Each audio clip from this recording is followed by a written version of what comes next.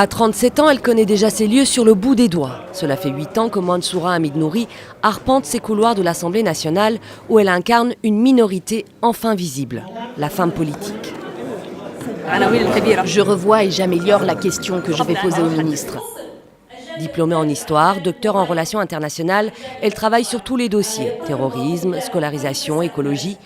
Mais il lui a fallu apprendre les arcanes, apprivoiser ses collègues et batailler pour s'imposer dans l'hémicycle comme dans ses coulisses. Parce que j'étais une femme, on a dit qu'un homme analphabète pouvait gagner contre moi. Encore aujourd'hui, des gens souhaitent me voir chuter. Mais j'y suis arrivée grâce à mes études, grâce à ma communauté, et j'en suis fière. Femme, moins de 30 ans et députée. Mais Mansoura Hamid Nouri fait figure d'exception au Tchad.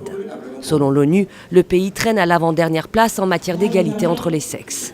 On y compte seulement 8 femmes ministres, 27 femmes députées et 2 femmes gouverneurs. Pour Évariste Ngarlem Toldé, professeur à l'université, les obstacles sont nombreux. L'accès à l'éducation, les traditions, les mariages précoces.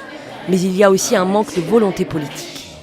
Ce ne sont pas des femmes compétentes qui manquent.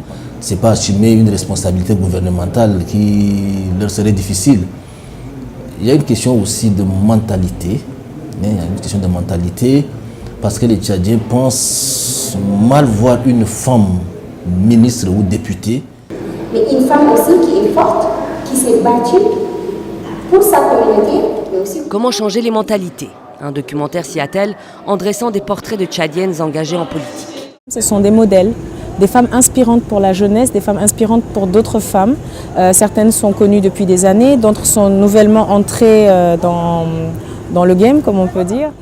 Des projections du film, suivies de cafés-débats, sont organisées à travers la capitale, en partenariat avec l'ONU et en amont des élections législatives prévues au Tchad en 2020.